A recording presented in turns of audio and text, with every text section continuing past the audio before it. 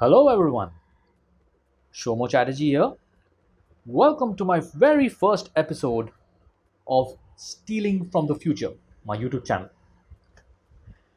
So, today I'm going to speak about a very realistic situation. It's about how money is printed. You see, it's a belief that countries which are very rich in gold reserves and silver reserves are the countries which can print money.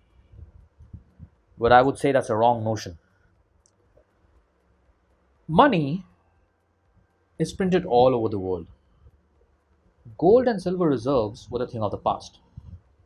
It's discontinued. It's there, but that's not the basis by which you can actually say that this country can print money, that country cannot. Because nowadays, there is one currency called fiat currency. It's basically numbers, digital numbers that are being created or printed on notes. So that's how it is. So I would tell you that by foregoing the real money that was gold and silver reserves, a lot of fiat currency is being generated all over the world.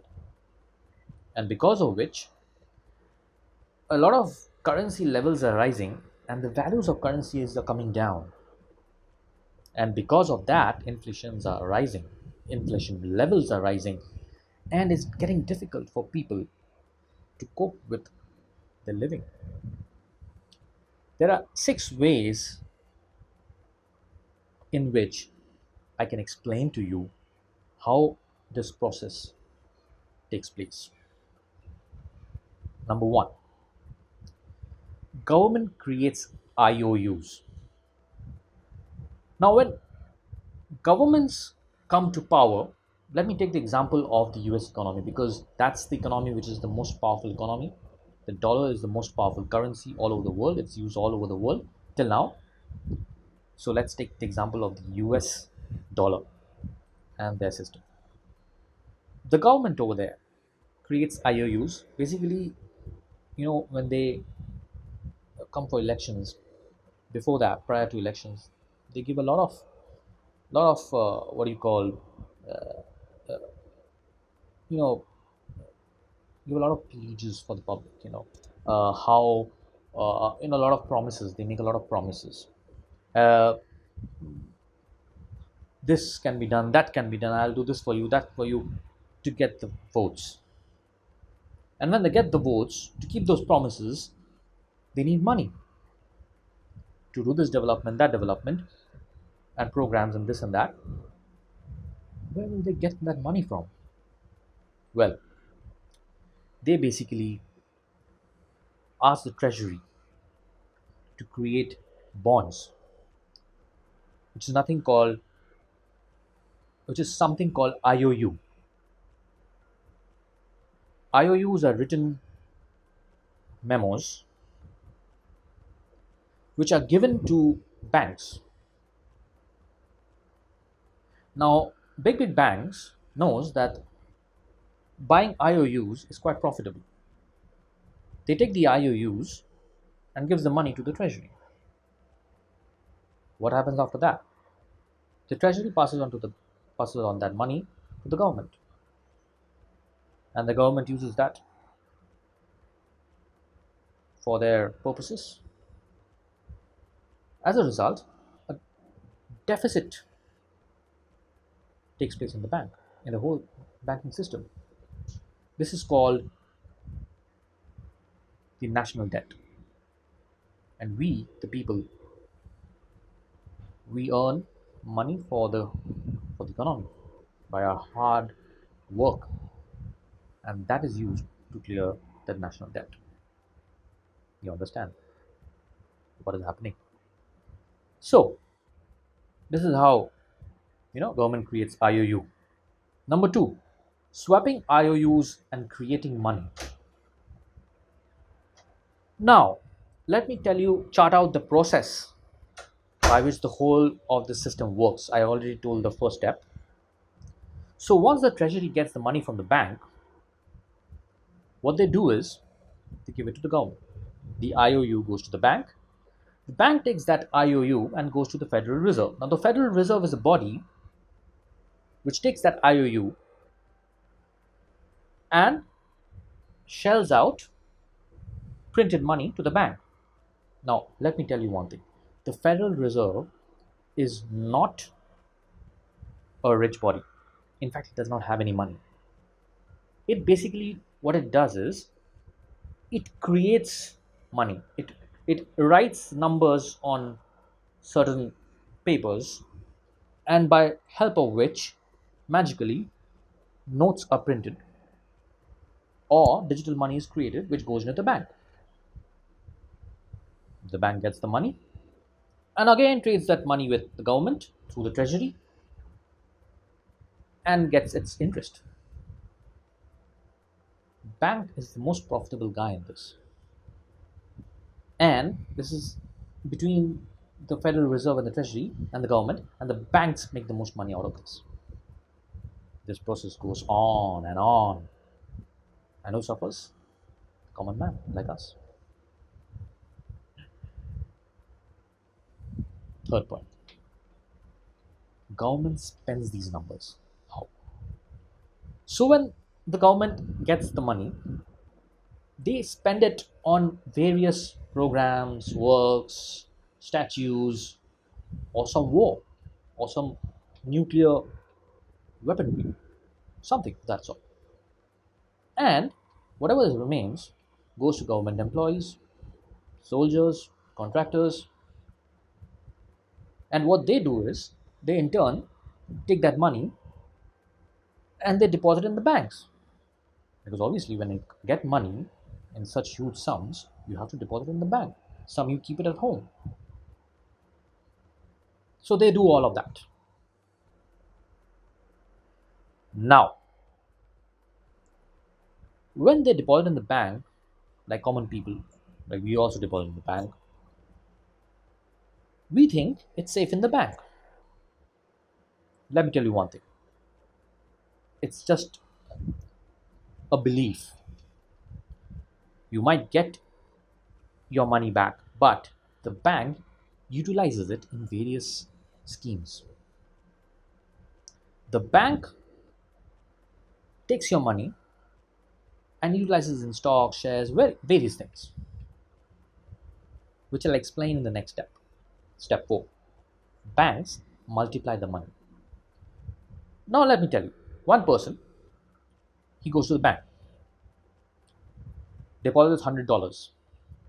There's certain thing called fractional reserve ratio.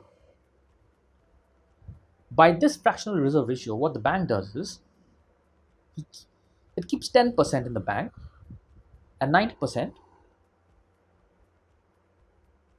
it, it invests somewhere else. It loans out to some other person into the market. What happens is there's still you you you know we will still see $100 in the bank. Why? How? Because it's a digital money that has been kept over there. It's been printed, it's been written. Now, the $90 that has been given to some other person who takes the loan, he will buy it, he will buy house, cars, whatever with that money, and that money goes to some other person, the owner of some car who sold his car to this person, some other person who sold his house to this person. That person will again take that money and go to the bank with as his at his $10 and go to the bank and again deposit $100. So now you already have here $100, the $90 given to someone else, $190 is created in the system. And that $90, someone else goes to the bank and again deposits $100. Again, the bank takes $90 into the market and keeps $10. Now you have 190 plus 90, $280 in the market, in the system. You create it just like that. The banks create money just like that. Now it goes on and on and on. By $100 deposit, eventually the bank creates $1,000 in the system. By this, what is happening? The currency level is going up. The value of currency is going down.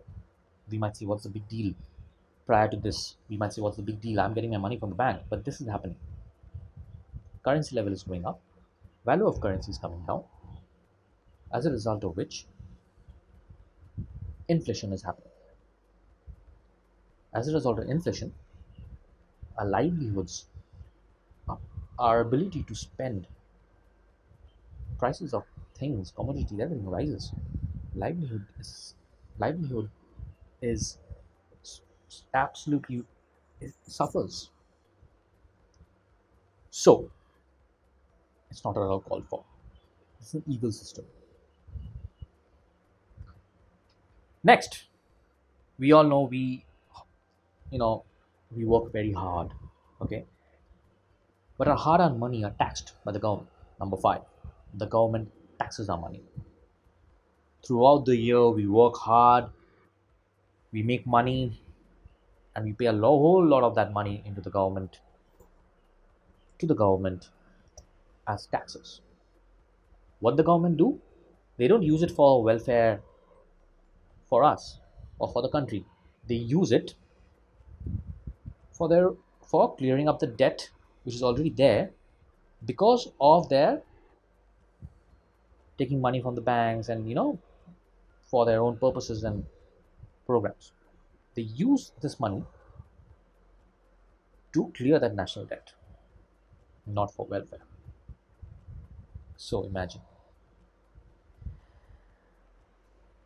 You see, the founding fathers of USA had actually they did not like the concept of fiat currency because it could be generated anywhere, everywhere, like the example I gave you. And they really, wanted to promote gold and silver reserves. But with time, it was forgotten, and everyone, the systems around the world, started believing and creating fiat currency, which is an evil in itself. Which brings me to the last point. Who are the gainers? Who are the owners of the system? Number six. You see, the Federal Reserve, in originality, creates the money and gives it to the banks. The Federal Reserve is a body which does not have much does not have much money. They basically, they're a body which is invested and shared by stockholders from influential banking systems, who gets 6% dividends or 7% dividends, and they own the Federal Reserve. And it's these influential banks who make most of the money, the profits. They are the owners of this Federal Reserve and the system. And they will go on doing this unless we, the people, stop investing in fiat currency. We should stop investing in fiat currency. We should start again investing in gold reserves and silver reserves. Otherwise, this thing will go on and on. The inflation will go higher and higher, and we will keep on suffering. But if we do it otherwise, we think of it, start investing in gold reserves and silver reserves more and more, and less of fiat currency, things might change. It's for us to judge.